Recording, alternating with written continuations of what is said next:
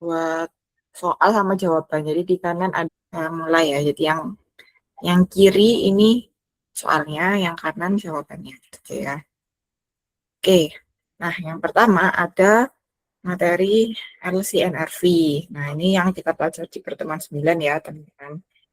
Nah, ini LCNRV itu jangan lupa konsepnya adalah kita pilih yang paling rendah antara COS atau NRV. Nah, jadi coba langsung kita kerjakan soalnya aja. Ini soalnya sebenarnya pernah saya kasih sih di kelas, tapi saya ulang lagi aja. Remers memproduksi bangku di tahun 2019. Berikut ini adalah katalognya, dan ya ada 2020 ada katalognya juga. Kemudian ini ada data-datanya.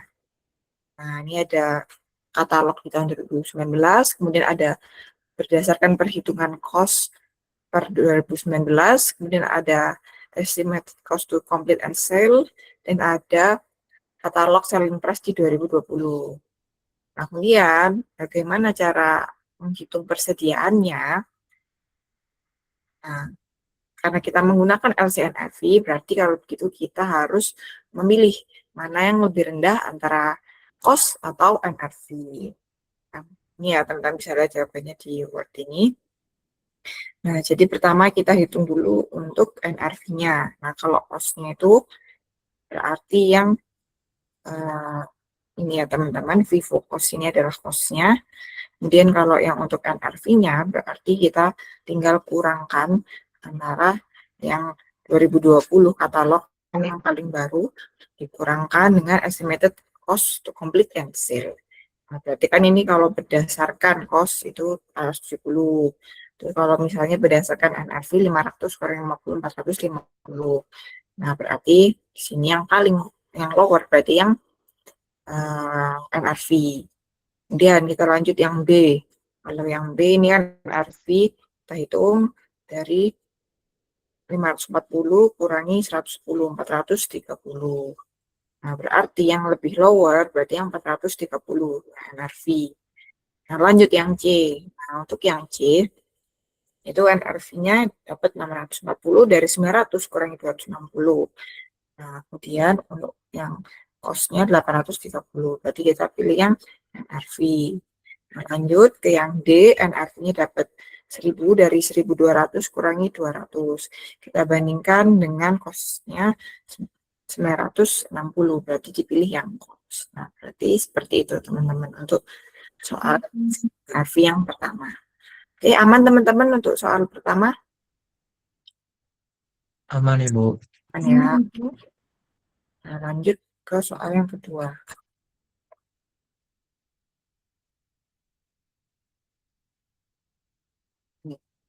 Garcia memasang siding mengganti jendela dan pintu kaca berjendela untuk rumah tinggal. Jadi mereka Garcia ini adalah bisnis bangunan lah ya, istilahnya konstruksi. Nah, kebetulan sedang dalam proses penyusun laporan keuangan. Nah, ini ada Jim Alside, mungkin owner dari Garcia, telah mengumpulkan data berikut terkait persediaan. Nih, 31 Mei, nah ini ada akun ROM Materials Inventory, ada akun inventory-nya sebesar 408.000. Nah, kemudian ada akun allowance-nya. Allowance-nya saldonya di kredit sebesar 27.500. Ingat teman-teman, kalau dalam LCNRV, allowance itu dibuat untuk cadangan kalau misalnya ada penurunan persediaan. Nah, berarti di sini ada 27.500. Jadi ada allowance-nya sekitar 27.500 yang dicadangkan oleh perusahaan. Nah, kemudian ini ada data biaya persediaan di tabel berikut. Nah, ini teman-teman bisa lihat. Nah, ini ada Alsat menugaskan Patricia untuk menghitung jumlahnya harus disajikan berdasarkan LCNRV dan pada setiap item persediaan. Jadi kita harus bandingkannya item per item ya teman-teman, bukan berdasarkan grup atau langsung kita bandingkan. Berarti harus kita bandingkan item per item. Nah, kemudian di sini bisa dilihat, di sini ada untuk tabel-tabel dan data-datanya. Di sini ada data berdasarkan cost, sales, sama NRV. Ini yang ditanyakan, tentukan saldo yang tepat dalam akun allowance to reduce inventory to net realizable value. Nah, ini berarti kan tadi sebenarnya sudah ada ya akun allowance-nya sebesar 27.500 ini. Nah, tetapi jangan lupa ini belum disesuaikan. Ini yang disesuaikan dari tabel ini. Kita perlu menyesuaikan lagi. Nah, dia tentukan jumlah keuntungan atau kerugian yang akan dicatat menggunakan metode last method akibat perubahan pada akun allowance. Oke, nah berarti di sini kita diminta untuk melihat allowance-nya untuk membetulkan, menyesuaikan akun allowance-nya. Oke, langsung aja.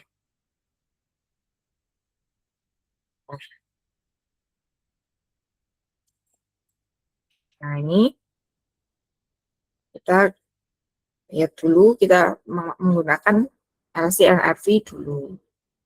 Nah, ini sales price-nya teman-teman biarkan saja ya, itu jebakan sebetulnya. Yang penting adalah cost dan LC dan NRV-nya, dan kita hitung LC NRV-nya. Nah, ini kita hitung berdasarkan LC NRV, ketemu 392.800. Nah, kemudian bisa dilihat ya di soalnya. Di soalnya di sini untuk raw materialsnya dicatat 408.000. Nah, berarti di sini inventory cost kan 408.000 kalau berdasarkan cost. Kemudian setelah itu berdasarkan LCNRV dapat 392.800. Nah, berarti di sini ada selisih 15.200 dan 15.200 ini kita catat sebagai allowance, teman-teman. Nah, kemudian kita lihat ya di soal itu kan 27.500 ya, teman-teman. Di sini untuk allowance-nya. Nah, berarti di sini ada selisih, teman-teman. Untuk mengerjakan nomor 2 ya, kita harus menghitung selisihnya. Nah, berarti ini kan yang betul kan 15.200. Sementara saldo awalnya 27.500. Berarti allowance-nya perlu kita turunkan sebesar 12.300. Nah, karena allowance-nya berkurang, maka kita catat sebagai recovery, teman-teman. Karena kan kita awalnya dari 27.500. Nah, terus ternyata nggak sebanyak itu untuk selisihnya, hanya 15.200. Nah, berarti 12.300 ini harus kita balik jurnalnya jadi allowance to reduce inventory to NRV terhadap recovery of inventory loss. Nah, seperti itu. Oke, teman-teman, untuk soal yang kedua aman ya? Aman, Ibu. Oke, aman. Oke, kita lanjutkan ke yang soal selanjutnya, page 98. Oke, nah kalau yang ini kita mengenai retail inventory method. Nah, ini menggunakan, kita baca soalnya. Nah, ini ada data terkait retail inventory method di perusahaan Waveland. Nah, ini bisa teman-teman baca. Nah, kemudian instructions, assuming. Nah, ini menggunakan konvensional. Kalau konvensional berarti markdown-nya dihitung apa enggak, teman-teman? Ingat enggak?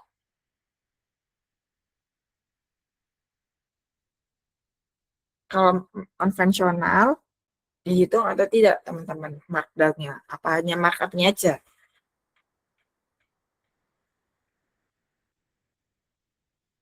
Teman-teman masih ingat nggak kalau konvensional?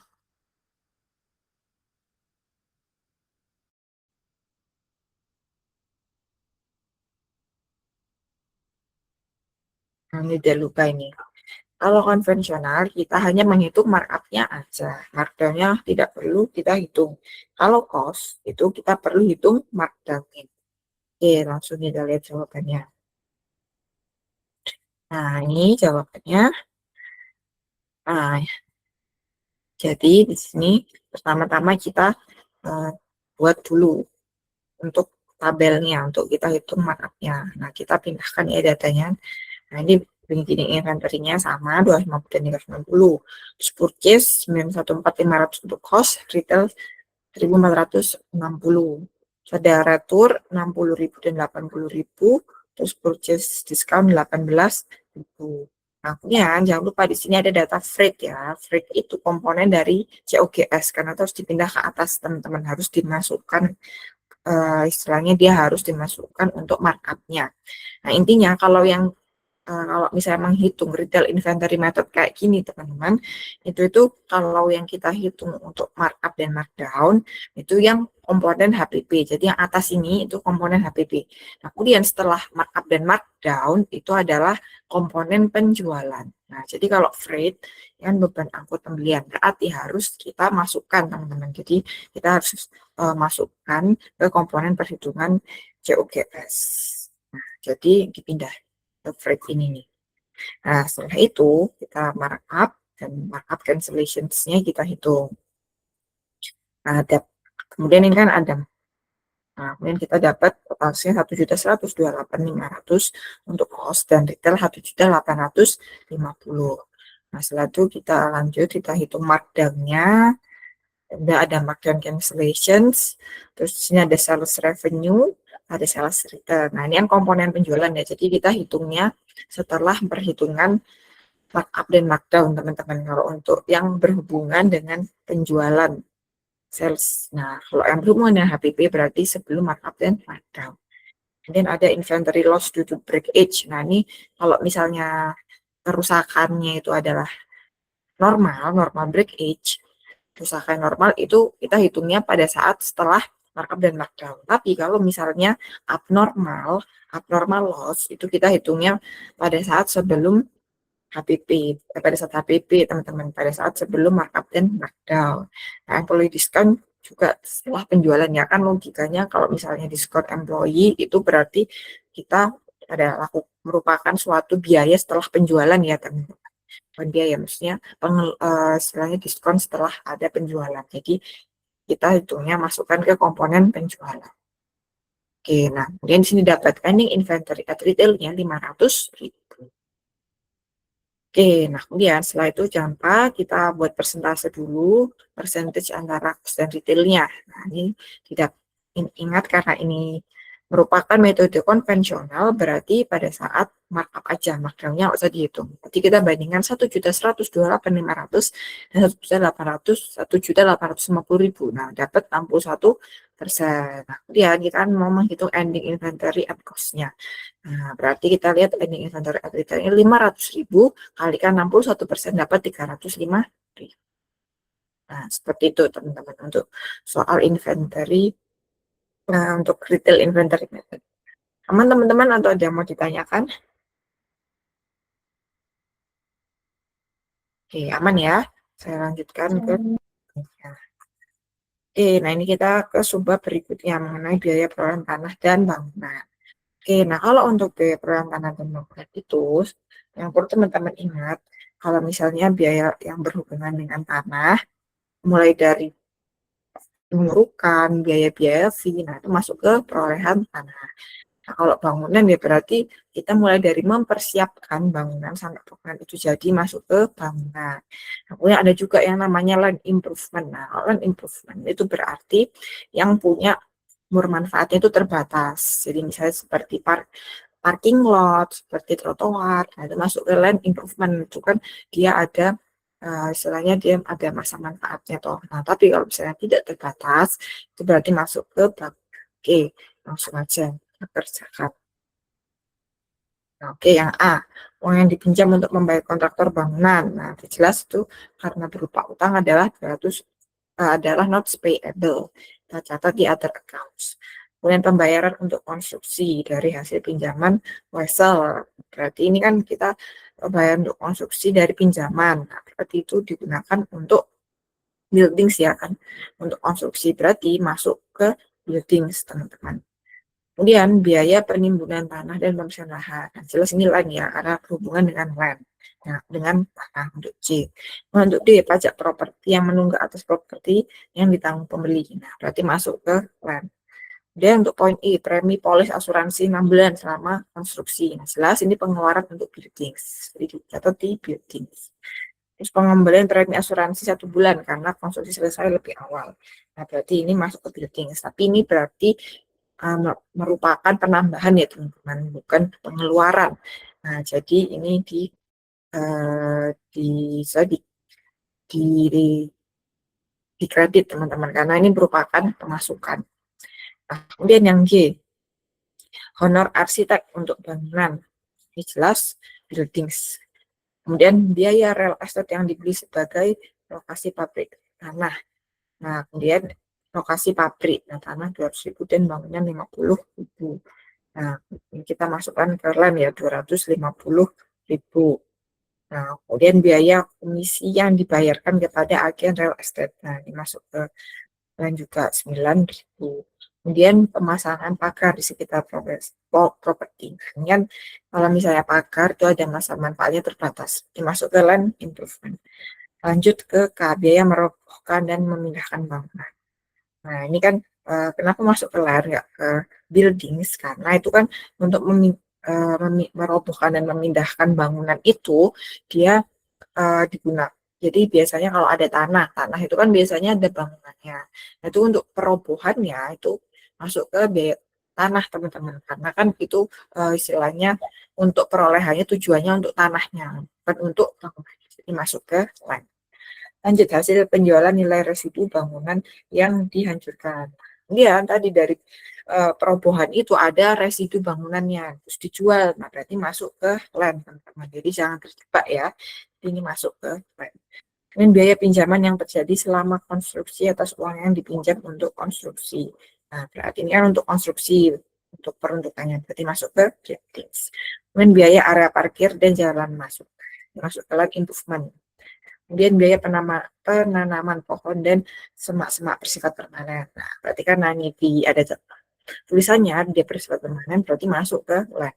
Kemudian biaya penggalian untuk bangunan baru. Nah, berarti karena peruntukannya untuk bangunan masuk ke buildings. Oke, aman teman-teman untuk soal ini? Bu mau Ada nanya, yang Bu. Aman, Bu. ya silakan. Kalau untuk land improvement itu sebenarnya kata kuncinya itu apa ya, Bu? Kayak misalnya, kalau yang saya tangkap land improvement itu kayak misalnya tanah itu dipasang sesuatu gitu. Misalnya kayak di contoh itu kan nambahin pagar atau ngejadiin lahan itu jadi area lain kayak misalnya di contoh itu area parkir. Apakah seperti itu, Bu, atau gimana ya, Bu? Poin Betul, penting dari. betul. Betul, jadi kalau land improvement itu istilahnya dia komponen baru lah di situ. Jadi ada suatu komponen baru, nah berarti dan itu biasanya kalau land improvement itu memang uh, dia tuh umur manfaatnya itu terbatas teman-teman. Jadi kayak parkiran, parkiran kan di situ merupakan komponen baru, terus dia juga terbatas. Kan parkiran biasanya ya nggak apa ya kayak pagar, kemudian ada parkiran, itu kan biasanya kayak ya udah itu merupakan ada umur manfaatnya itu terbatas. Tapi misal kayak penanaman pohon dan semak-semak, nah ini di sini kan juga biasanya langsung tergabung gitu ke asetnya. Dan di sini ada keterangan bersifat permanen. Jadi di sini tidak bisa diganti-ganti lagi untuk pohon dan semak-semak. Nah, berarti masuk ke land improve. Sorry, masuk ke land seperti itu. Oke, Bu, terima kasih. Oke, ya udah mau tanya lagi? Sudah aman ya? Saya lanjutkan ke soal selanjutnya. Nah, ini yang kemudian kita lanjut ke kapitalisasi bunga. Nah, mungkin ini agak sulit ya teman-teman, tapi ya enggak yang sulit banget kok. Jadi mohon untuk diperhatikan untuk kapitalisasi bunga. Oke, ini soalnya Works adalah distributor buku. Nah, ini telah beroperasi di fasilitas awalnya. Nah, ini ada peningkatan program sertifikasi dan persyaratan pendidikan di beberapa profesi telah berkontribusi pada tingkat pertumbuhan tahunan sebesar 15%. Nah, fasilitas awal Works menjadi usang pada awal tahun 2022 karena meningkatnya volume penjualan. Nah, itu sudah untuk bahasa basi aja ya, untuk paragraf pertama itu. Nah, ini udah mulai masuk ke informasi. 1 Juni 2022, Lesterworks mengadakan kontrak dengan Black Construction untuk membangun gedung baru senilai 4 juta di atas tanah milik Lesterworks. Nah, pembayaran yang dilakukan oleh Lesterworks kepada Black Construction ditunjukkan dalam jadwal berikut. Nah, ini jadi intinya Lesterworks mau membangun gedung baru. Nah, untuk membangun itu mereka ngutang dulu ke Black Construction. Nah, ini untuk ngutangnya, untuk pembayarannya di Juli, Januari, dan Mei. Nah, totalnya 4 juta. Nah, konstruksi selesai dan gedung siap digunakan 27 Mei. Nah, lessor tidak memiliki pinjaman baru secara langsung terkait dengan pembangunan gedung baru, tapi memiliki utang tersebut yang bersih beredar pada 31 Mei. Nah, berarti di sini tidak ada pinjaman khusus untuk bangunan, teman-teman. Ini berarti kita menggunakannya pinjaman yang umum. Jadi, kita tidak ada pinjaman khusus. Nah, ingat teman-teman, kalau misalnya ada pinjaman khusus, berarti kita langsung saja mengalihkan antara pinjamannya dengan bunganya. Nah, tetapi kalau misalnya ini kan kita berarti ada pinjaman yang pinjamannya itu kan dari pinjaman umum ya teman-teman, pinjaman yang dimiliki perusahaan secara umum. Nah, berarti kita harus menghitung tingkat bunganya dengan jadi kita harus merata-rata untuk bunganya teman-teman. Beda kalau misalnya yang pinjaman khusus untuk bangunan itu kan langsung tertera tingkat persentase bunganya udah kita kalikan. Tapi kalau ini kan untuk pinjaman umum teman-teman yang general berarti kita harus menghitung rata-ratanya. Oke, instruksi hitung rata-rata jumlah tercatat gedung baru Lesterwood selama periode kapitalisasi dan hitung biaya pinjaman yang harus dikapitalisasi pada gedung baru dan identifikasikan item-item tersebut yang harus diungkapkan dalam laporan keuangan. Oke, langsung aja kita jawab soalnya. Oke, ya teman-teman, pertama-tama kita harus menghitung dulu untuk average carrying amount-nya, teman-teman. Jadi kita harus hitung dulu dari pembayaran untuk dana untuk pembangunannya itu berdasarkan pada periode peminjamannya. Oke, kita lanjut dulu untuk ini kita hitung untuk Juli 30 Juli 2022 yang 900.000. Nah, berarti untuk kapitalisasi periodenya adalah sebesar 10 bulan, teman-teman. Karena kan berarti kita hitung dari bulan Juli, Agustus, September, Oktober, November, Desember. Berarti 10 per 12. Berarti dapat 750.000, teman-teman. Karena ini kan kita membelinya adalah pada saat kontraknya 1 Juni. Berarti kita ngitungnya dari 1 Juni. Gitu, teman-teman. Kemudian untuk bulan Januari 1.500.000. Nah, ini kita hitung berarti 4 per 12. Nah, berarti ini kita kalikan dengan average carrying amount-nya. Nah, kemudian untuk 30 Mei 2023. Nah, ini kan berarti pembayarannya kan sampai bulan Mei. Nah, berarti 0 untuk perhitungannya. Nah, berarti totalnya di sini 4 juta. Nah, kemudian berarti di sini average capitalnya adalah sebesar 1.250.000. Oke, nah kemudian kita lanjut ke yang poin B. Oh, teman-teman sebentar ya, ini saya dipanggil dulu. Sebentar. Sebentar, saya izin 5 menit, teman-teman. Ini saya dipanggil dulu.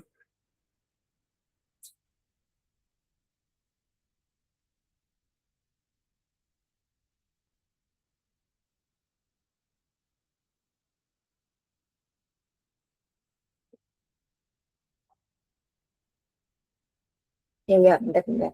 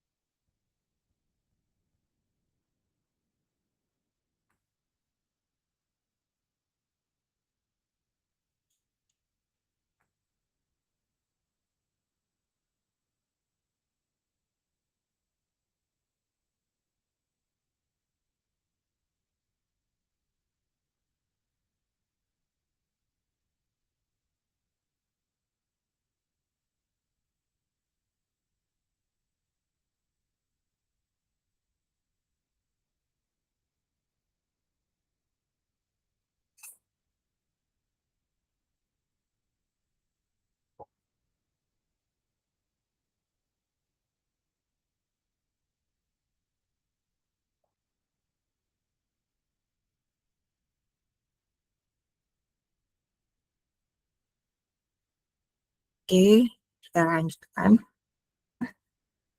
sampai ke 10.7 ya. Oke, saya ulangi lagi aja dari yang ke 10.7 ya. Jadi, Ini adalah Lesterworks 1 Juni 2022. Lesterworks mengadakan kontrak untuk membangun gedung senilai 4 juta. Nah, ini pembayarannya bisa teman-teman lihat. Nah, ini 30 Juli. Startnya, sorry, ini dari 30 Juli, kemudian sampai 31 Mei 2023 untuk pembayarannya. Nah, kemudian teman-teman bisa lihat di sini ada totalnya 900.000, 1.500.000, 1.600.000, dan 4 juta. Jadi mulainya 1 Juni 2022, mulai pembayarannya 30 Juli 2022, 30 Januari 2023, dan 30 Mei. Nah, kemudian ini pembayarannya berakhir di 27 Mei 2023. Nah, kemudian ini ada data mengenai utang-utangnya. Ada wesel bayar 10% jangka waktu 5 tahun dengan nilai 2 juta. Obligasi 20% dengan jangka waktu 10 tahun nilai 3 juta. Nah, hitung rata-rata jumlah tercatat gedung baru Lesterworks selama periode kapitalisasi, kemudian hitung biaya pinjaman yang harus dikapitalisasi, dan identifikasikan item terkait biaya pinjaman yang harus diungkapkan dalam laporan keuangan. Oke, langsung aja kita hitung dulu untuk average carrying amount-nya. Yang pertama, 30 Juli 2022 dengan nilainya 900.000. Nah, kita hitung untuk periode kapitalisasinya. Nah, kemudian dapat 10 per 12. Ini dapat dari mana? Nah, ini kan kita kita start membayarnya 30 Juli. Nah, kemudian ini kan berakhir utangnya itu di bulan konstruksinya 27 Mei, berarti anggap sampai akhir bulan Mei. Nah, berarti kita hitung Juli 30, Juli 30 Agustus, 30 September, 30 Oktober, 30 November, 30 Desember, 30 Januari, 30 Februari, 30 Maret, 30 April, 30 Mei. Berarti 10 per 12, 10 bulan. Kemudian kita selanjutnya hitung dari Januari 30 sampai akhir Mei. Berarti kita hitung dapat 4 bulan. 4 bulan dari mana? Berarti 28 Februari, kemudian 30 Maret, 30 Mei, 30 Mei. Oh, sorry teman-teman. Saya salah hitung. Jadi kan 30 Januari. Nah, ini kan dapat 4 bulan. Nah, berarti dapat 4 bulan dari 30 Januari sampai 30 Mei. 4 bulan. Nah, kemudian untuk dari 30 Mei sendiri itu sisa 0 ya teman-teman. Karena terakhir pembayaran adalah di Mei. Nah, berarti totalnya untuk average year amount atau avoidable interest-nya sebesar 1.250.000. Nah, setelah itu, kemudian selanjutnya kita harus menghitung komputasi dari borrowing cost-nya. Nah, berarti yang carrying amount 1.250.000 yang secara pembobotan. Nah, kita harus hitung bunganya dapat berapa. Nah, bunganya, nah ini teman-teman, untuk tabelnya. Ini kan tadi kita ada pinjamannya ya tadi. Nah, ini ada yang senilai 2 juta, kemudian 10%. Berarti untuk bunga aktualnya 200.000. Nah, kemudian yang kedua adalah 12%, kemudian untuk prinsipalnya 3 juta. Berarti actual interest-nya 360.000. Nah, berarti dapat disimpulkan di sini untuk kapitalisasi bunganya adalah sebesar 11,2% dari 560.000 per 5 juta. Nah, berarti setelah itu kita hitung avoidable interest-nya sebesar 140.000 dari 1.250.000 kalikan 11,2%. Nah, dapat avoidable interest-nya 140.000. Nah, kemudian setelah itu kita buat jurnalnya. Nah, jurnalnya untuk avoidable interest-nya berarti masuk ke buildings. Terus setelah itu interest expense-nya berarti selisihnya. Untuk cash-nya itu adalah yang betul-betul dibayarkan, berarti kan actual interest-nya ya teman-teman, sebesar 560.000. Nah, berarti, nah ini teman-teman bisa lihat di sini. Sini ini kan total bunga aktualnya 560.000. Nah, kemudian untuk avoidable interest-nya 140.000. Berarti beban bunganya sebesar 420.000. Seperti itu teman-teman. Untuk soal ini, ada yang mau ditanyain, ada yang masih bingung? Oke, sudah paham ya? Saya lanjutkan. Nah, lanjut kita akan baca mengenai impairment dan revaluasi. Nah, oke, yang pertama ini revaluasi dulu ya, revaluasi untuk tanah. Nah, ini, sudah. Oke, ini informasinya Wang memiliki tanah sebesar 200.000 yang menggunakan metode revaluasi. Nah, ini berikut adalah informasinya. Nah, ini ada 1 Januari, fair value-nya 200, Desember 31 2021 215, Desember 31 2022 185, kemudian Desember 31 2023 205. Oke, kemudian kita buat jurnalnya di 2021 untuk soal A. Untuk B, tentukan jumlah yang harus dilaporkan uang 31 Desember 2022 dan 2023. Nah, ini kita harus menghitung saldo untuk land, other comprehensive income, impairment loss, dan akumulasi OC. Kemudian siapkan jurnal untuk penyesuaian revaluasi di 2022 dan 2023. Dan terakhir, siapkan jurnal untuk penjualan properti di 15 Januari 2004 sebesar 220.000. Nah, ini materinya masih anget ya, teman-teman, baru kita pelajari minggu ini, harusnya masih ingat. Oke, pertama-tama yang nomor A, nah diminta untuk membuat jurnal di tahun 2021. Nah, berarti kita lihat untuk jurnalnya di 2021. Kan di sini kan harganya 200.000 di awal tahun, nanti akhir tahun naik jadi 215. Berarti langsung aja land terhadap unrealized gain sebesar 15.000. Nah, lanjut di B. Nah, ini diminta untuk pelaporan jumlah akunnya untuk land, other comprehensive income, impairment loss, dan akumulasi OC. Nah, berarti untuk menghitung ini di 2022 berarti kita kan harus menghitung di yang 2021 dulu. 2021 kan 215.000. Nah, kemudian setelah itu yang 2022 itu kan 185.000. Nah, berarti sini ada penurunan teman-teman, penurunan sebesar 30.000. Nah, tapi kita harus membalik dulu kan kita sudah mencatat keuntungan 15.000. Nah, berarti kita balik dulu untuk other comprehensive income-nya. Nah, berarti other comprehensive income-nya kan tadi kan kita buat jurnal ya 15.000. Nih. Nah, kita balik berarti 15.000 untuk other comprehensive-nya dikurangkan. Nah, kemudian untuk impairment loss-nya ada sebesar 15.000. Nah, berarti untuk akumulasi other comprehensive-nya adalah sebesar 0. Karena kan berarti di sini keuntungan istilahnya berarti udah dihapus ya, teman-teman, untuk keuntungannya. Kemudian ditambah dengan impairment loss-nya. Berarti di sini akumulasi other comprehensive income-nya sebesar 0. Nah, kemudian kita lanjut di tahun 2023. Nah, di 2023 ini kan sebesar 205.000, teman-teman. Nah, berarti ada kenaikan sebesar 20.000, teman-teman. Karena kan dari 185.000 jadi 205.000. Nah, berarti pertama-tama kita lihat dulu untuk karena ada kenaikan kita hapus dulu impairment loss-nya. Berarti di sini impairment loss-nya sebesar 15.000. Kita balik. Nah, kemudian sisanya kan 5.000 masuk ke other comprehensive income. Nah, berarti di sini ada akumulasi OC-nya ada sebesar 5.000. Lanjut ke C.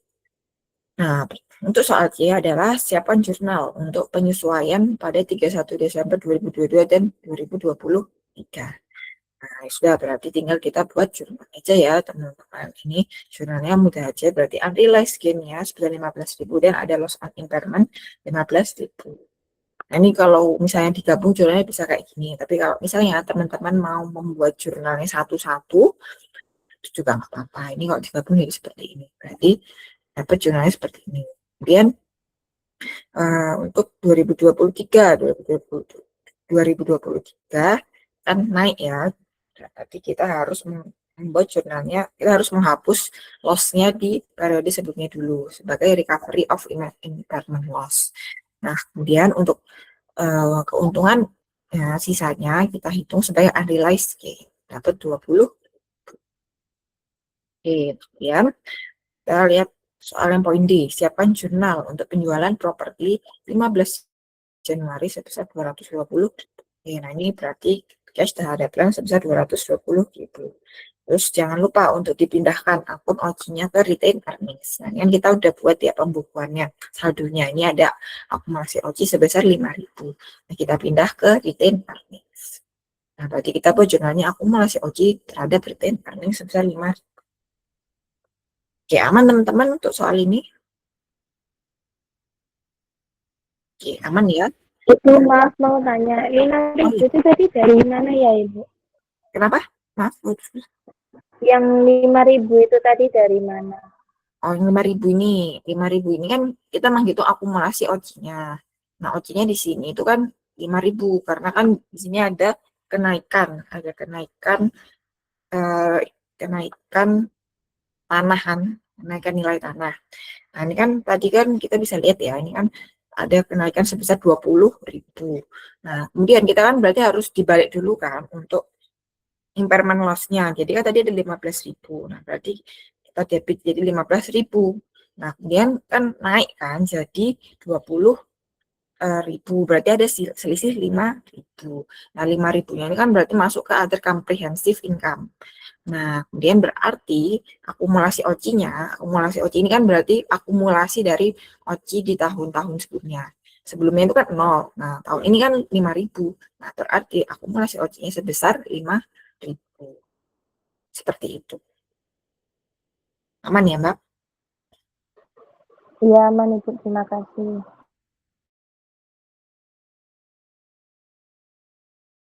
Mau tanya lagi atau bisa saya lanjutkan? Oke, saya lanjutkan ya kalau gitu. Nah, kita ke P1114. Oke, nah P1114 ini memang agak ribet karena ini kan ada depresiasinya. Kalau yang tadi kan tanah, kalau ini adalah aset yang ada depresiasinya. Jadi ini peralatan. Oke. Nah, teman, kalau untuk soal yang ini berarti kita harus memperhatikan depresiasinya, teman. Nah, itu untuk step-step lengkapnya ada di PPT yang saya kirimkan itu. Oke. Nah, baca soalnya, Parnevik menggunakan metode revaluasi untuk peralatan dalam bisnis renovasi golf club. Nah, peralatannya dibeli 2 Januari 2022 sebesar 500.000 dan masa manfaat 10 tahun tanpa residu. Kemudian berikut ini adalah informasinya. Diasumsikan bahwa estimasi memanfaat tidak berubah. Oke, 2 Januari ada fair value 500.000, 31 Desember fair value 468, kemudian 31 Desember 2023 380 dan 31 Desember 2024 355. Instruksinya yang A, siapkan seluruh jurnal di tahun 2022. Yang B, tentukan jumlah yang harus dilaporkan 31 Desember 2023 dan 2024.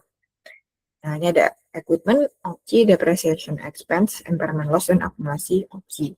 Kemudian C, siapkan jurnal untuk setiap penyesuaian revaluasi 31 Desember 2023 dan 2024. Dan yang D, siapkan jurnal untuk penjualan peralatan 2 Januari 2025 sebesar 300.000. Oke. Langsung aja kita jawab yang A. Yang A berarti pertama kita tulis dulu untuk pembeliannya, jurnalnya equipment terhadap cash 500.000. Kemudian di 1 Desember berarti kita harus catat untuk depresiasinya. Oke, ini kan masa manfaatnya 10 tahun. Ya, ya, sebentar. Oke, kan untuk depresiasinya kan untuk 10 tahun. Nah, berarti kan kita bagi dengan 10 tahun. 500.000 dibagi 10. Berarti 50.000. Nah, berarti kita buat jurnalnya seperti biasa, beban depresiasi terhadap akumulasi depresiasi sebesar 50.000. Oke. Kemudian, di 31 Desember 2022, ternyata ada penilaiannya sebesar 468.000, teman-teman. Nah, berarti di sini kita harus melakukan penyesuaian, karena di sini ada penurunan. Nah, berarti kita riset dulu untuk akumulasi depresiasinya sebesar 50.000. Nah, kemudian untuk selisihnya ini kan berarti untuk nilai bukunya itu kan jadi 450.000 ya teman-teman. Karena kan 500.000 kurangi penyusutannya 50.000. Jadi 450.000. Nah, ada kenaikan sebesar 18.000. Berarti kita catat equipment terhadap unrealized gain on revaluation sebesar 18.000. Oke, lanjut kita ke poin B. Nah, kita buat akunnya. Nah, ini untuk akunnya ditemukan angka segini, teman-teman. Nah, ini dapat dari mana? Nah, ini ada penjelasannya. Nah, ini ada penjelasannya, teman-teman. Nah, ini pertama-tama kita hitung yang 2023 dulu. Ini, jadi kan tadi pada akhir 2022 setelah depresiasi kan carrying amount-nya sebesar 450.000 ya tadi. Nah, tapi kan tadi ada kenaikan sebesar 468.000. Nah, ini kenaikan ini dicatat sebagai unrealized gain on revaluation dan masuk ke other comprehensive income. Sehingga saldo awal akumulasi other comprehensive income adalah 18.000. Jadi ini kan 468.000 ini. Setelah itu, di tahun 2023, berarti kan kita harus hitung depresiasinya dulu. Depresiasinya adalah 468.000 dibagi 9 tahun, 52.000. Nah, kemudian carrying amount sebelum revaluasi itu kan adalah kita hitung dulu 468.000 dikurangi penyusutan yang baru 416.000.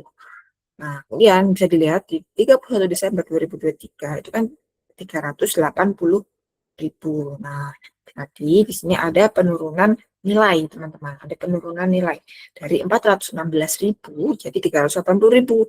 Penurunannya sebesar 36.000. Nah, kemudian setelah itu jangan lupa kita harus transfer ke retained earnings sebesar selisih depresiasinya. Nah, ini 52.000 untuk depresiasi yang baru kurangi 50.000. Nah, itu dapat 2.000. Kemudian, berarti di sini saldo akumulasi OC yang tersisa, itu kan tadi kan ada 18.000, kita kurangi dengan 2.000, teman-teman. Tadi kan 18.000 itu kan yang kenaikan tadi, itu kenaikan revaluasi. Tapi kan ada depresiasinya, 2.000, berarti 16.000 untuk akumulasi OC.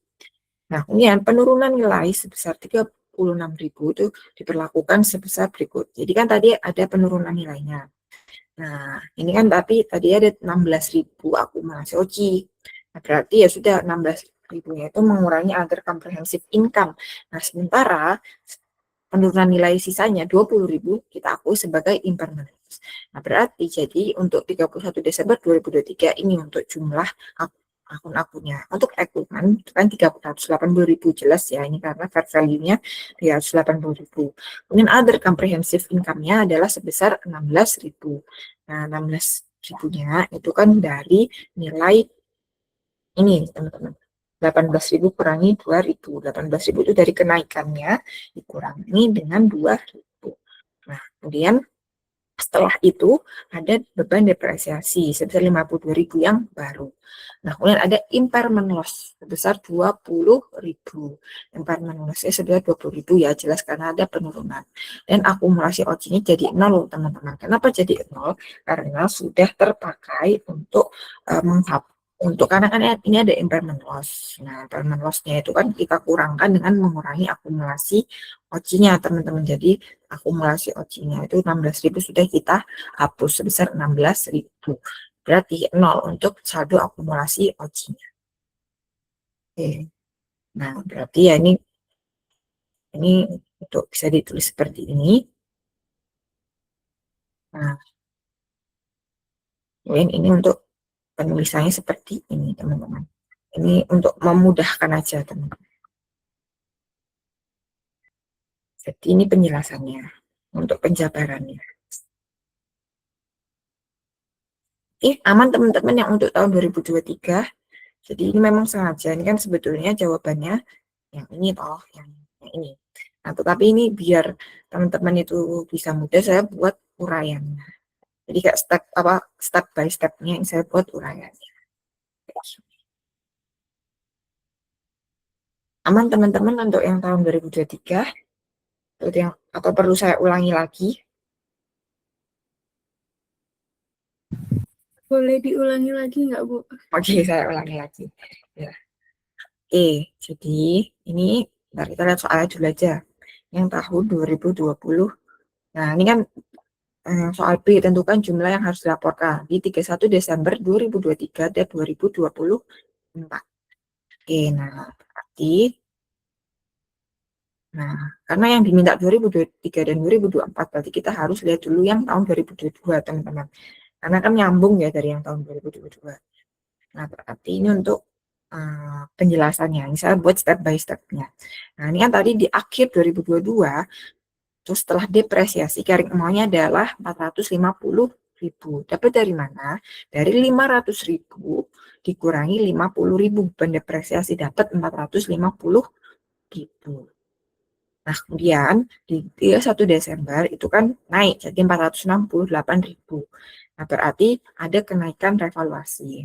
Nah, berarti 468.000 kurangi 450.000 dapat 18.000, teman-teman, untuk kenaikannya. Nah, karena ini kenaikan berarti dicatat sebagai unrealized gain on revaluation equipment. Nah, masuknya ke other comprehensive income. Ingat ya, teman-teman, kalau unrealized gain itu masuk ke other comprehensive income. Sehingga berarti akumulasi dari other comprehensive income adalah sebesar 18.000. Nah, ini untuk saldo di tahun 2022. Oke, aman teman-teman? Untuk 2022 Ibu mau tanya, ya. itu dikurangi 50.000 itu didapat dari mana ya Ibu? 50.000 itu adalah beban depresiasi. Nah, yang ini teman-teman. Kita hitung tadi tuh. Nah, kan tadi kan 500. Nah, terus kita hitung beban depresiasinya. 500.000 dibagi 10, 50.000. Kayak gitu. Aman?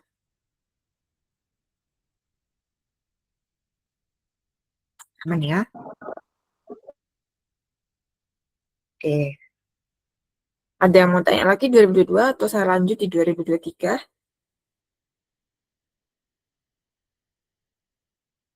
Dilanjut 2023, Ibu. Oke, lanjut ya. Oke, nah berarti ini kan sudah ganti ya, berarti nilainya itu karena ada revaluasi jadi 468.000.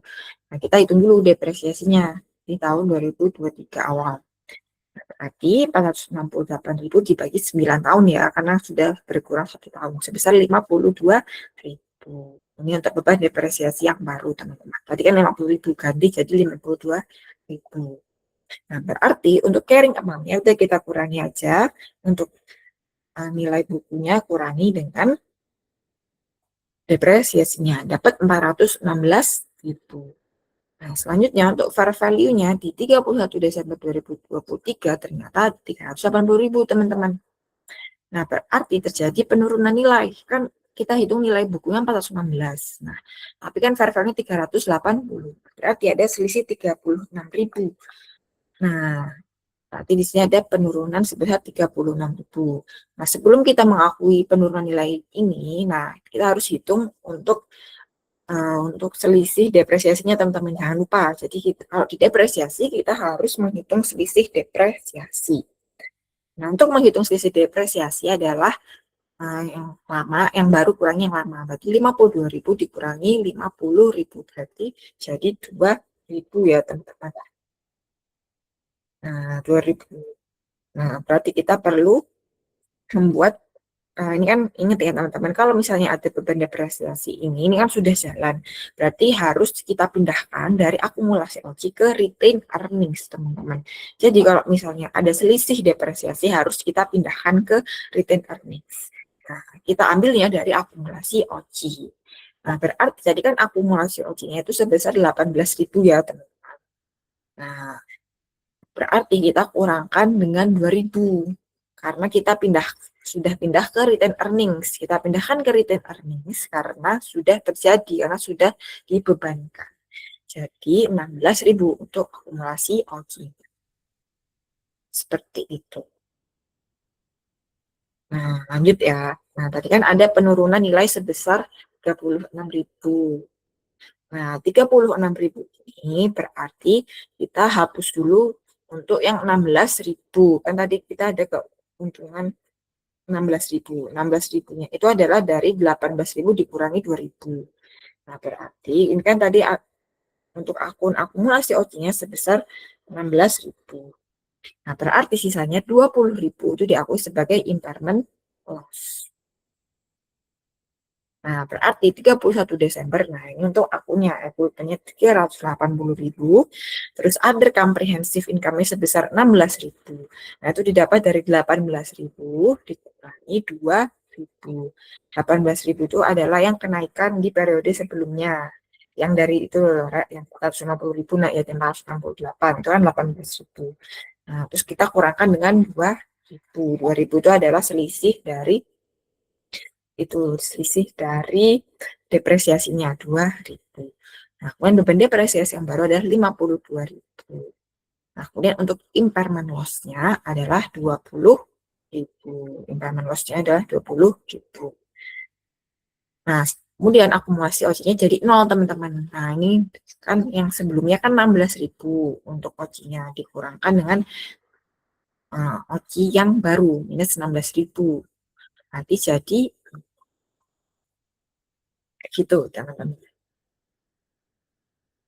Untuk yang tahun 2023 aman, teman-teman, atau ada yang mau ditanyakan?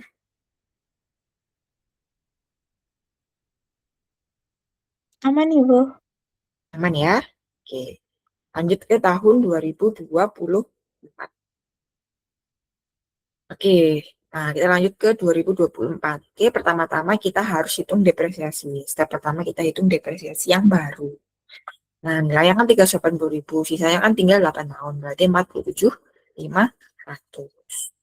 Nah, kemudian carrying amount-nya sebelum revaluasi kan 380.000, kita kurangkan dengan 47.500, berarti carrying amount-nya 332.500. Nah, kita lihat informasinya di 31 Desember 2024, fair value-nya 355.000.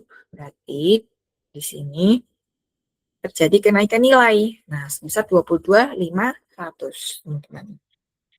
Nah, berarti kita kan harus mengakui untuk keuntungannya. Nah, tapi kita buat penyusutan akumulasi OC dulu, teman-teman. Nah, ini dari beban depresiasinya. Nah, untuk mengakui,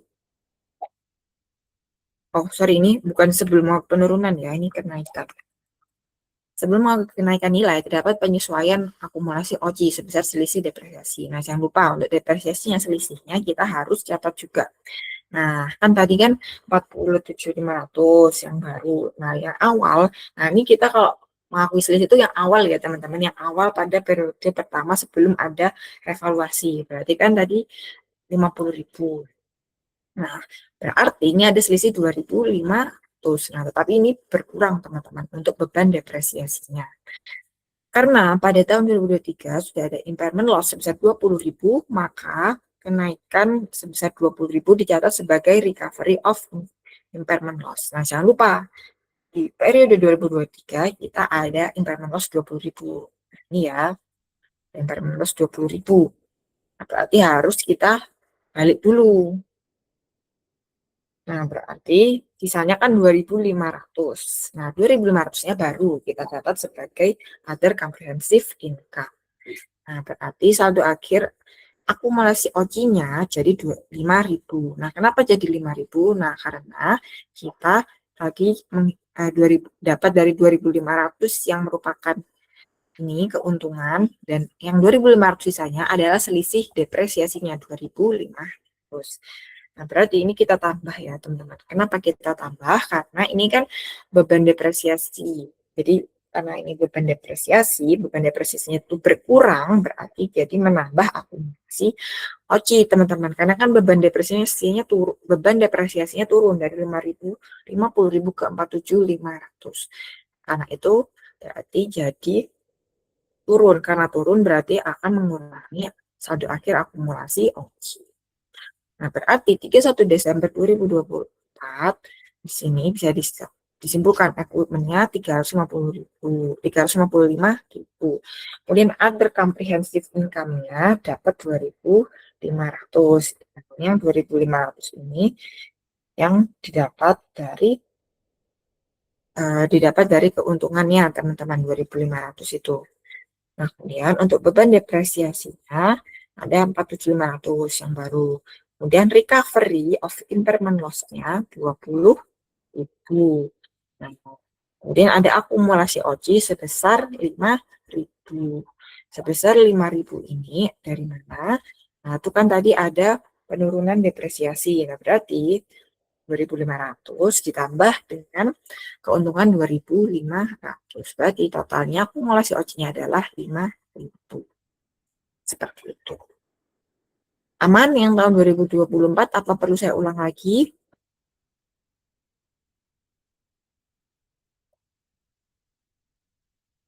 Aman teman-teman?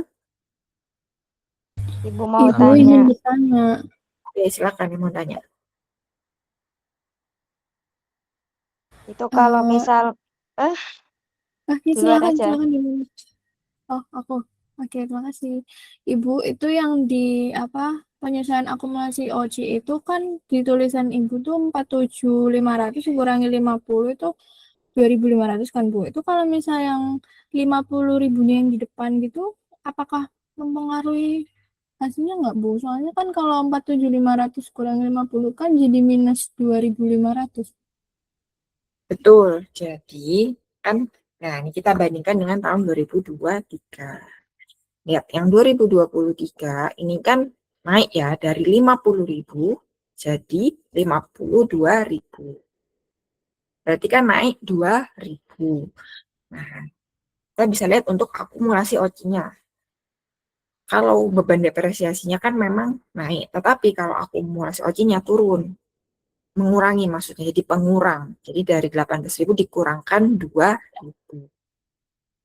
Nah, tetapi kalau untuk yang ini, tahun 2024, itu kan beban depresiasinya turun. Beban depresiasinya dari 50.000 ke 47.500. Nah, berarti untuk akumulasi OC-nya itu jadi 2.500. Kan, nah, 2.500 turun, teman-teman.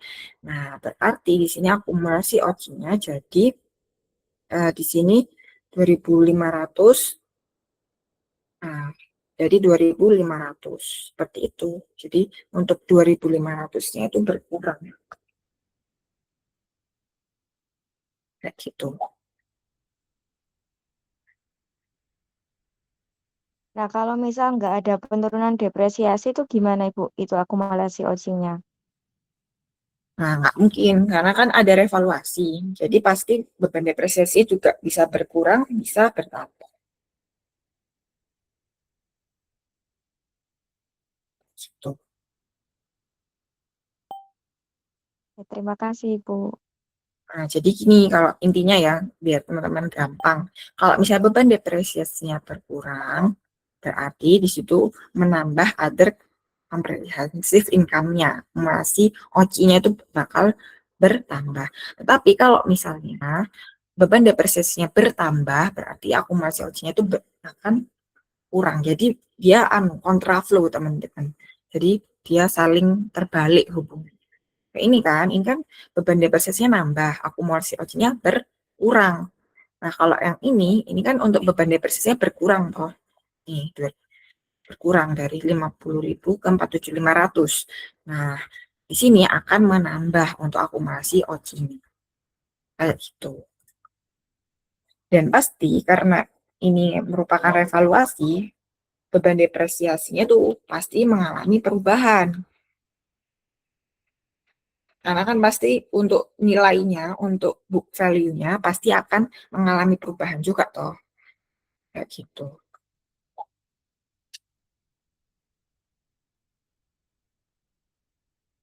Oke, Oke, aman atau ada yang mau tanya lagi?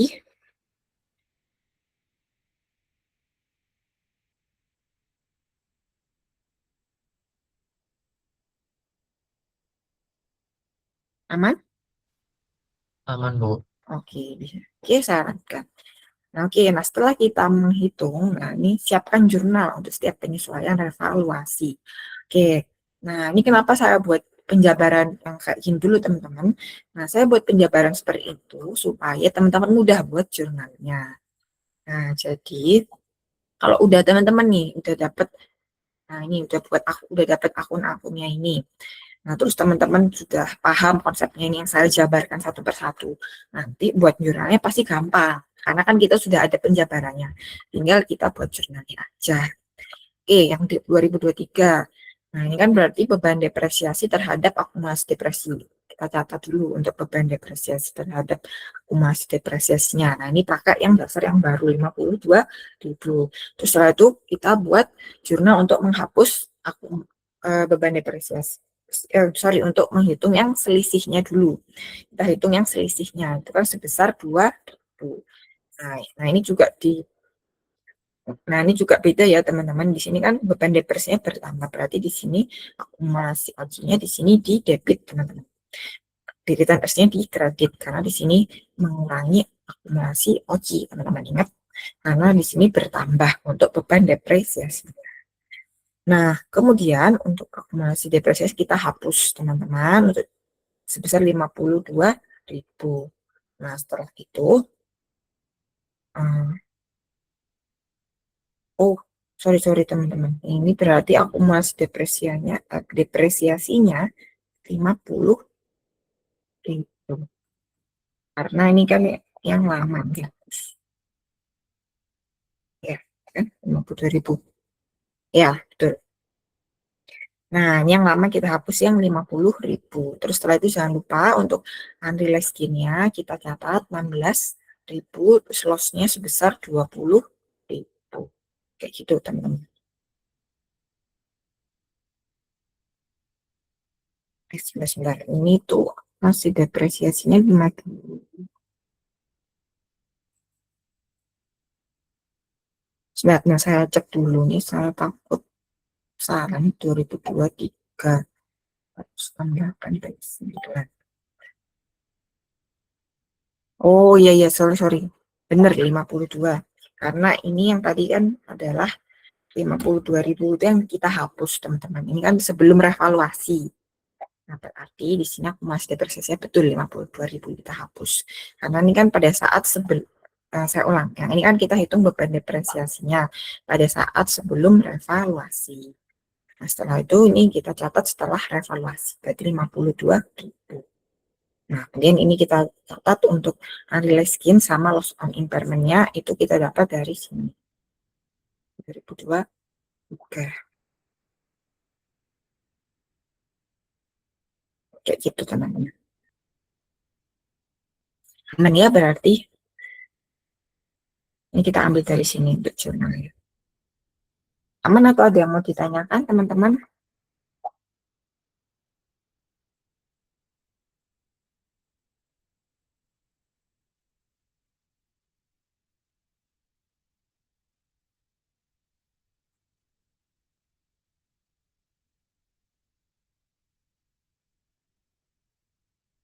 Aman ya? Saya lanjutkan. Ini pokoknya kalau teman-teman sudah dapat ininya, ya udah tinggal dipindahkan aja. Ini kan tinggal kita catat kan ini ada comprehensive income-nya. Terus di sini kita catat untuk loss-nya berapa. Nah, nanti tinggal kita buat jurnalnya aja. Kita balik untuk unrealized gain-nya, terus kita catat untuk loss on impairment-nya sebesar sisanya. Gitu teman-teman. Oke, saya lanjutkan ya ke soal selanjutnya. Nah, kemudian untuk 2024, bagaimana jurnalnya? Nah, sama, kita hitung dulu beban depresiasi terhadap akumulasi depresiasinya. 7.500. Nah, terus lalu ada return earnings terhadap OC sebesar 2.500. Nah, ini kan kita tinggal pindah aja dari sini toh. Nah, 2.500. Udah, kita buat jurnalnya. Tapi untuk selisih dari beban depresiasi. Ini ada akumulasi depresiasi terhadap equipment kita balik untuk meriset akumulasi depresiasinya. Kemudian setelah itu kita buat karena ini bertambah nilainya berarti di sini ada recovery sebesar 20.000. Ambil dari sini 20.000. Terus sisanya sebesar 2.500. Ini adalah untuk sisa keuntungannya. 2.500 kurang 2.500 berarti equipment terhadap unrealized gain sebesar 2.500. Aman teman-teman untuk 2024?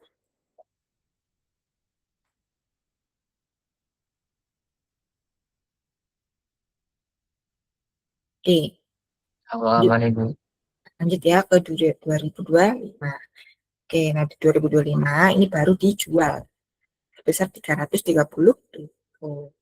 Nah, ini di sini teman-teman kalau misalnya ada keuntungan itu kita langsung aja bisa jurnalnya terhadap equipment. Tapi karena di sini rugi, ini kan 320 ya. Ini padahal 31 book value-nya fair value-nya 395.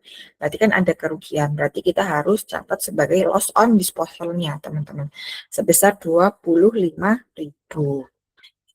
Ingat ya, jadi karena ini ada kerugian, jadi kita harus catat loss on disposal-nya. Nah, kemudian kita pindah dari akun akumulasi OCI terhadap ke retain earnings-nya. Nah, ini harus kita pindah. Kenapa harus kita pindah? Ya, karena kan kalau akumulasi OCI itu adalah akun untuk unrealized, untuk laba rugi yang belum direalisasi. Nah, setelah itu kita harus pindah ke retain earnings, teman-teman.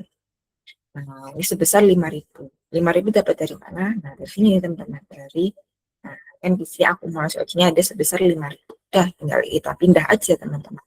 Untuk saldo akumulasi OCI-nya ke retain earnings sebesar 5.000. Gitu.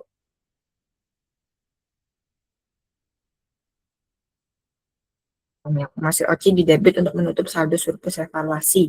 Dan earnings dikaitkan surplus evaluasi telah direalisasi melalui penjualan. Oke. Aman ya, teman-teman, saya lanjut. Tadi yang mau tanya?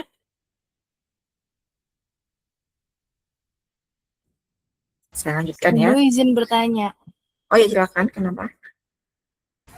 Itu kan di penjualan pada 2 Januari 2025 kan sebesar 330 yang dimana itu kan mengalami kerugian dan dicatat di jurnalnya itu loss on disposal of equipment. Nah, Betul. bagaimana kok dimisalkan itu naik gitu Ibu? Jadi jurnalnya bagaimana? Oke, kalau misalnya ya nilainya jadi 360 ya, misal anggap 360.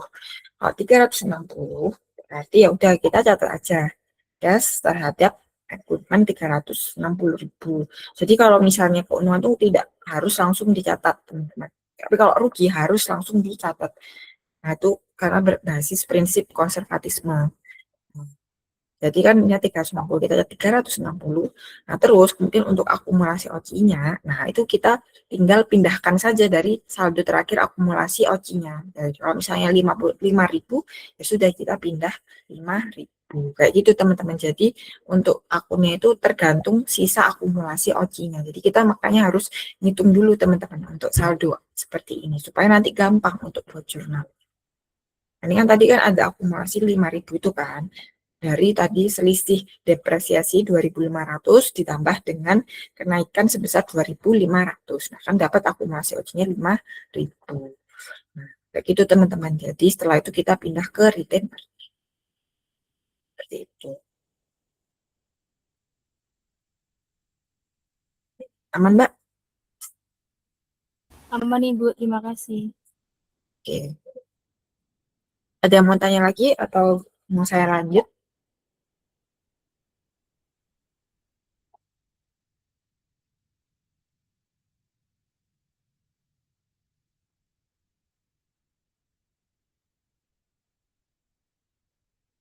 Oke, saya lanjut ya. Lanjut ke P11.9.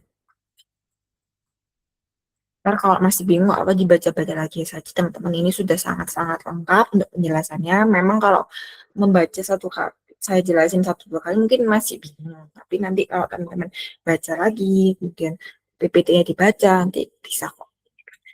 Juga nggak akan jauh beda untuk soal kuisnya dari sini. Jadi harusnya bisa. Oke, lanjut ke soal selanjutnya. Roland menggunakan peralatan pengikat khusus dalam bisnis pengemasan. Peralatan tersebut dibeli Januari 2021 sebesar 10 juta dan estimasi umur manfaat 8 tahun.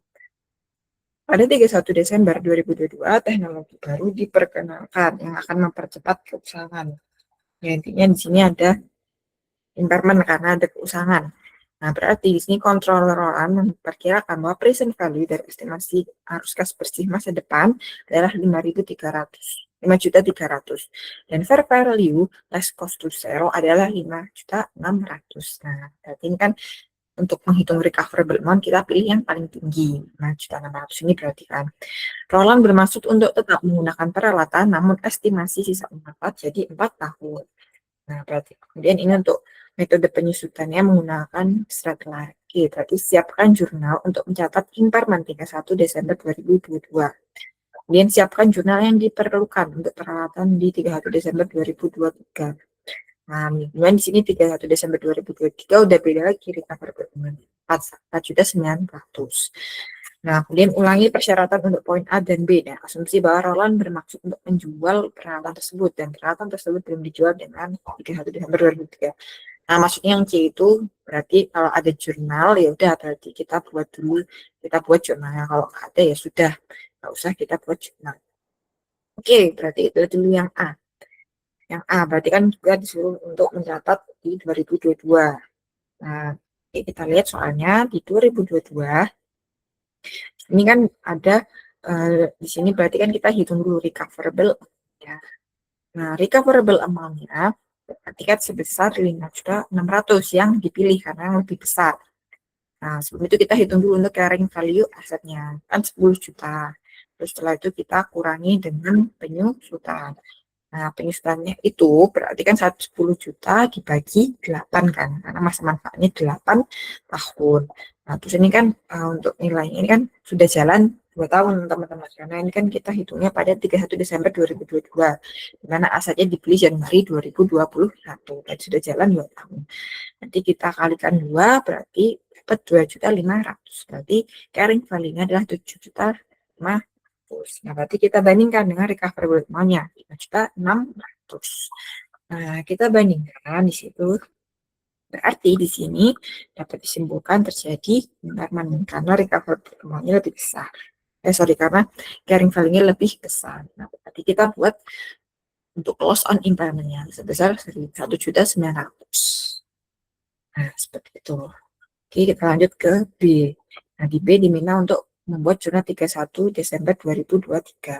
Nah, diketahui di 31 Desember 2023 recoverable amount-nya sebesar 4.900.000. Oke, nah pertama-tama kita hitung dulu beban depresiasinya. Nah, untuk beban depresiasinya kita pakai nilai yang baru yang 5.600.000. Nah, 5.600.000 bagi 4, 1.400.000. Nah, kemudian di sini kan 4.900.000 recoverable amount-nya. Berarti di sini ada 700.000 teman-teman untuk recovery-nya. Karena di sini kan berarti mengalami kenaikan ya teman-teman. Berarti 5.600.000 dikurangi 1.400.000. Berarti dapat 700.000. Jadi 700.000 adalah dari 4.900.000 recoverable amount yang baru dikurangi 5.600.000 dikurangi 1.400.000. Nah, dapat 700.000 untuk selisihnya. Berarti kita catat akumulasi depresiasi terhadap recovery of impairment loss. Ini yang C. Nah, berarti bagaimana untuk 31 Desember 2023 kalau misalnya mau dijual? Nah, berarti apakah akan ada suatu depresiasi baru? Karena 31 Desember 2023 ini mau dijual, nah itu tidak perlu ada depresiasi, teman-teman. Nah, dan recovery of impairment loss-nya juga sudah dicatat. Jadi di sini nggak perlu ada depresiasi. Langsung aja berarti kalau misalnya dijualnya, misalnya dijualnya harganya 5.600 ya, 4.900 ya sudah. Langsung aja kas terhadap peralatan sebesar 4.900.000. Tapi tidak perlu catat depresiasinya lagi karena kan masih sama teman-teman untuk nilainya tidak ada perubahan.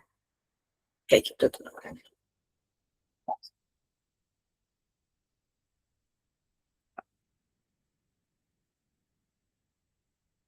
Oke, untuk yang impairment ada yang mau ditanyakan? Bu, boleh diulangi lagi nggak, Bu? Yang soal ini. Oke, saya ulang lagi ya. Nah, jadi ini ada Roland. Roland itu dia beli aset Januari 2021 sebesar 10 juta. Masa manfaat 8 tahun. Nah, kemudian dilihat di tahun berapa? Nah, Roland kemudian memperkirakan bahwa present value dari estimasi arus kas bersihnya adalah 5.300. Nah, fair value less cost to sell-nya ada 5.600. Nah, ingat teman-teman kalau ngitung recoverable amount kita pilih yang lebih besar. Berarti yang fair value less cost to sell-nya 5.600.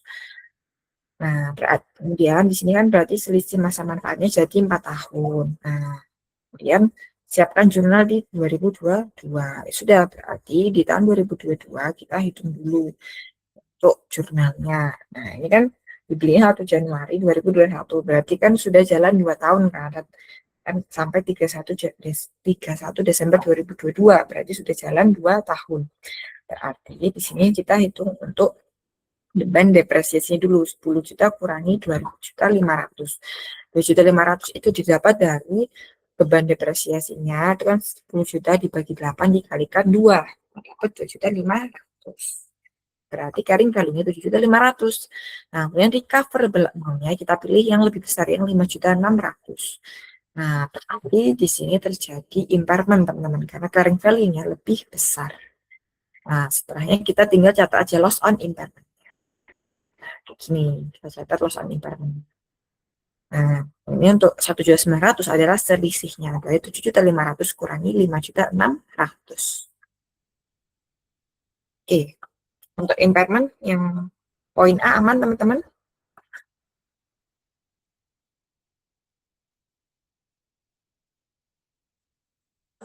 Aman, Ibu.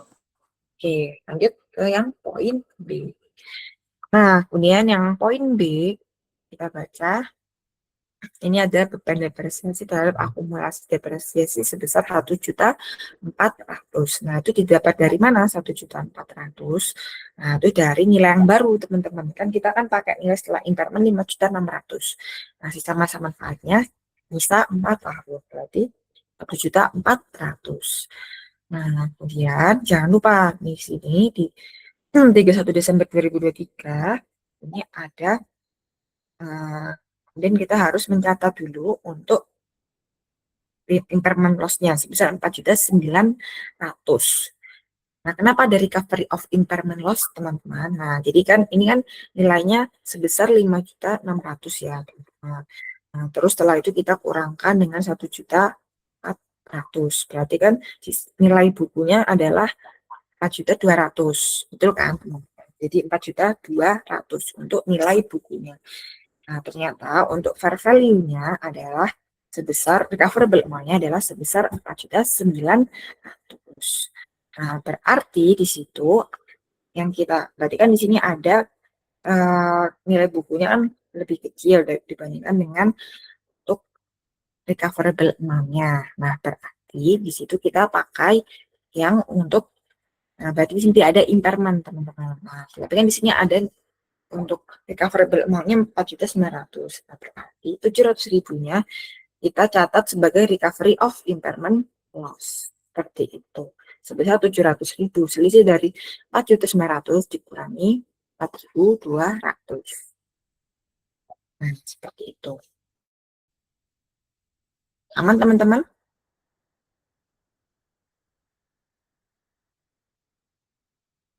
Aman ya?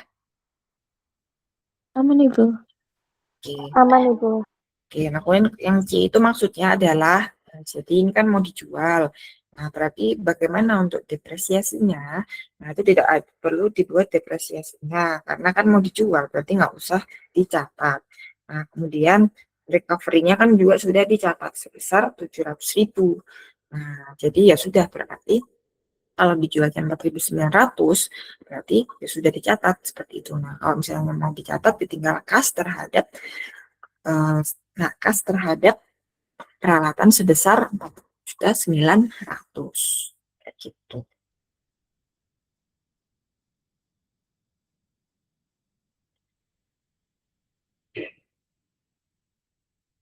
Oke, aman teman-teman?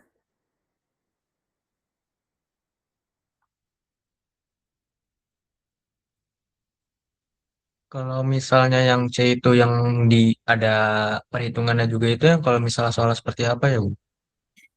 Kalau Yang misalnya perlu yang di betul. Ya, jadi kalau yang jadi intinya itu kalau misalnya ada penurunan. Nah, ini kan kita kan berarti pakai 4.200. Betul kan? Kita kan pakai 4.200. Nah, ini kan kita tidak terjadi impairment. Ya sudah, kalau misalnya terjadi impairment, misalnya di sini untuk recoverable amount-nya misalnya sebesar 4 juta. Nah, berarti di situ perlu kita hitung lagi. Berarti kita catat di situ ada loss on impairment sebesar 200.000 kayak gitu. Intinya kalau misalnya ada beban intinya kalau misalnya terjadi impairment adalah ketika carrying value-nya lebih besar. Nah, kalau tidak ada impairment berarti carrying value-nya lebih kecil dibandingkan dengan recoverable.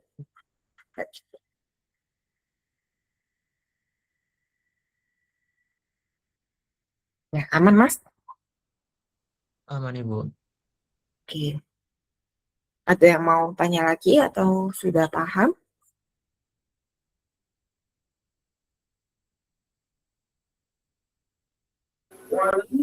Izin bertanya, kalau misal yang di itu nilai perjalanan bisa Sorry Mbak, suaranya putus-putus. saya ketika jalan Bisa suaranya enggak kecil, suaranya kecil.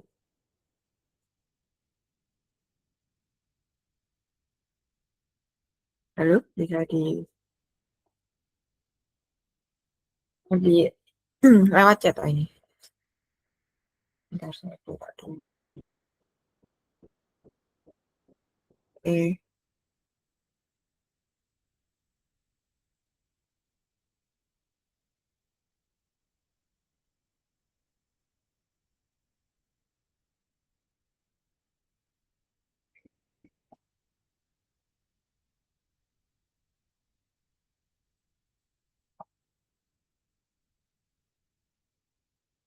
Misal nilai bukunya kan tadi 4.200.000. Nah, terus misalnya recoverable amount-nya sebesar 4 juta. Berarti nah saya tanya ke teman-teman, terjadi impairment atau enggak teman-teman? tidak Impairment Bu. Yang Terjadi 4.900.000-nya diganti jadi 4 juta kan? Betul, betul. Terjadi impairment. Nah, kalau memang terjadi impairment berarti kita catat 200.000 sebagai loss on impairment. Seperti itu.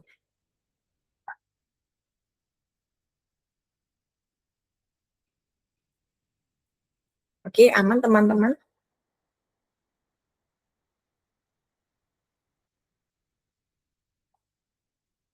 Aman ya? Insya Kalau Allah gitu, kita aman Ibu. oke. Ya, pokoknya teman-teman buat kuis biar nilainya bagus, pelajari aja itu udah soal-soal yang saya kasih, PPT-nya dibaca-baca lagi. Insya Allah kalau teman-teman udah paham sama yang saya kasih, soalnya bisa nanti ngerjakan. Jadi ya tolong teman-teman ini masih ada waktu, bisa belajar-belajar lagi, biar nanti pas kuis bisa. Oke, mungkin itu aja materi dari saya. Terima kasih buat teman-teman.